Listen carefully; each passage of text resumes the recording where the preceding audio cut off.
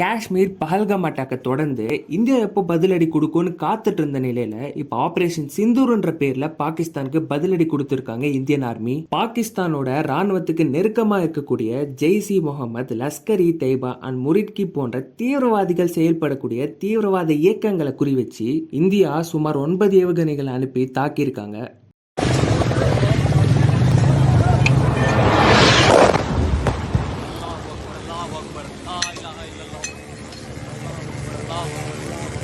சரி, என்னென்ன இடத்துல தாக்குதல் ஆனது நடத்தப்பட்டிருக்கு, இதுக்கப்புறம் என்ன நடக்கும்ன்றதெல்லாம் பார்க்கலாம் வாங்க.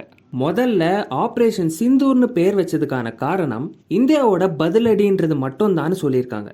இந்தியன் கவர்மெண்ட் வெளியிட்ட ஸ்டேட்மெண்ட்டின் படி என்ன சொல்லியிருக்காங்கன்னா, 9 இடங்கள் தான் நாங்கள் செலக்ட் பண்ணியிருந்தோம், குறிப்பா அந்த 9 இடங்களை மட்டும் தான் நாங்கள் டார்கெட்டும் பண்ணியிருந்தோம் அப்படின்னு சொல்லியிருந்தாங்க. இப்போ உங்களுக்கு ஒரு கேள்வி வரும், சரி குறிப்பா எதற்காக அந்த 9 இடங்கள் அப்படின்னு.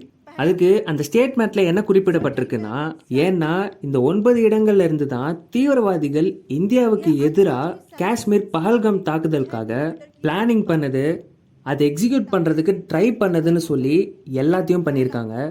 ஆக்சுவலா முசாஃபராபாத் மட்டும் இல்ல, தாக்குதல்ல அடிப்படை இடங்கள் அப்படின்னு சொல்லும் போது கோட்லி, அஹம் டு சரிக், முர்திக் போன்ற பகுதிகளில் இந்தியாவோட ஏர்ஃபோர்ஸ் தான் ஸ்ட்ரைக் பண்ணியிருக்காங்க. இந்தியாவோட ஏர்ஃபோர்ஸ்னா பாகிஸ்தான் உள்ளே போய் அட்டாக் பண்ணமானா இல்லைங்க, இந்த தாக்குதல் எல்லாமே இந்தியாவோட ஏர்ஸ்பேஸ்ல இருந்து தான் நடத்தப்பட்டிருக்கு. அது மட்டும் இல்லாம இந்த தாக்குதலை தொடர்ந்து பாகிஸ்தானோட டிஃபென்ஸ் மினிஸ்டரான குவாஜா முகமது அசிஃப் என்ன சொல்லியிருக்காருன்னா, வி சிங்க் யூ, அதாவது நாங்க உங்களை மூழ்க அடிக்க போறோம் அப்படின்னு சொல்லியிருக்காரு. இந்த வார்த்தையை சொன்ன கொஞ்ச நேரத்திலேயே பாகிஸ்தானோட விமானப்படை அலர்ட் செய்யப்பட்டிருக்கு. அதே போல இந்தியா தாக்குதல் நடத்திட்டாங்கன்னு சொன்ன உடனே பாகிஸ்தானோட ஏர் ஸ்பேஸ் 48 ஹார்ஸ் ஸ்டாப் பண்ணப்பட்டிருக்கு. அதை ஒட்டி எல்ஓசி லைன் ஆஃப் கண்ட்ரோல்ல இருந்து ஆர்டிலரி தாக்குதலை செய்ய ஆரம்பிச்சிட்டாங்க பாகிஸ்தான். இப்ப கரண்டா பாகிஸ்தான்லயே நிறைய ஃபேக் நியூஸஸ் பரவிட்டு இருக்கு.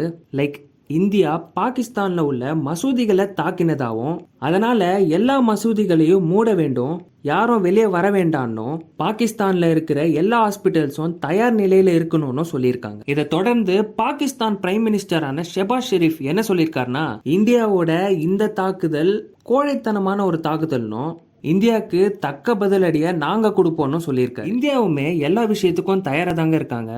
இந்திய மக்களோட சேஃப்டிக்காக இந்தியன் கவர்மெண்ட் அஃபீஷியலா ஒரு அவேர்னஸ் வீடியோ ரிலீஸ் பண்ணியிருந்தாங்க. அதுல இந்தியாவோட சேஃப்டி பார்டர்ல இல்ல, நம்ம ஒருத்தரோட செயல்ல தான் இருக்கு. ஏர் ரைட் சைரன் எப்போ உங்க காதுகளில் கேட்குதோ அப்போ உடனே வேகமா நீங்க செயல்படணும். உங்க வீட்டில் இருக்க எல்லா லைட்ஸ், ஃபேன்ஸ் அண்ட் அப்ளையன்சஸையும் ஆஃப் பண்ணுங்க. விண்டோ கர்டைன்ஸை எல்லாம் மூடுங்க. சின்ன ஸ்பார்க் போதும் எனிமிக்கு நம்மளை தாக்க. ஸோ எல்லாத்துக்கும் ரெடியா இருங்க. இது பேனிக்லாம் இல்லைங்க, ஒரு ப்ரிப்பேர்னஸ் தான். ஸோ யாரும் பயப்பட வேண்டாம். தன்னை தானே சேஃப்டியாக வச்சுக்கிறதுல தான் இருக்கு. உங்கள் குழந்தைகளுக்கும் என்ன பண்ணணுன்றத சொல்லி கொடுங்க. என்ன நடந்தாலும் சேர்ந்தே எதிர்கொள்வோம். இந்திய நாடானது வலிமைக்கு மட்டும் இல்லை, ஒற்றுமைக்கும் ஆதரவா இருக்கும்னு குறிப்பிடப்பட்டிருக்கு. இது முழுக்க முழுக்க மக்களோட சேஃப்டிக்கு தான். ஏன்னா பாகிஸ்தான்ல இருந்து எப்ப வேணா யார் வேணாலும் தாக்கலாம். அதுக்கு ஒரு அவேர்னஸ்க்காக கிரியேட் பண்ண வீடியோ தான் அது. இந்தியாவோட நிலைப்பாடு ஒண்ணுதாங்க. நீங்க எங்களை தாக்குனீங்க, அதுக்கான ரிவெஞ்ச் நாங்க எடுத்துட்டோம். ஆரம்பத்துல பேர்லயே அவங்க சொல்லியிருந்தாங்க, ஆபரேஷன் சிந்தூர்ன்றது ரிவெஞ்ச்காக வைக்கப்பட்ட பேர் தான் அப்படின்னு. ஸோ இந்த விஷயத்தை எஸ்கலேட் பண்ற ஐடியால இந்தியா கிடையவே கிடையாது. இதோட முடிக்கலான்றது தான் இந்தியாவோட பிளானு. பட் பாகிஸ்தான் தான் இது எப்படியாவது ஒரு போரா மாத்தணும்னு பிளான் பண்ணிட்டு இருக்காங்க. ஏன்னா அவங்க தான் நீங்க எங்களை அடிச்சிட்டீங்க, அடுத்து நாங்க உங்களை அடிக்க போறோம்னு சொல்லிட்டு இருக்காங்க. இதுல நம்ம முக்கியமா நோட் பண்ண வேண்டியது, இந்தியா பாகிஸ்தான்ல இருக்க மக்களை யாரையுமே குறி வச்சு தாக்கல. காஷ்மீர் அட்டாக்கு காரணமான தீவிரவாதிகளை தான் குறி வச்சு தாக்கியிருக்காங்க.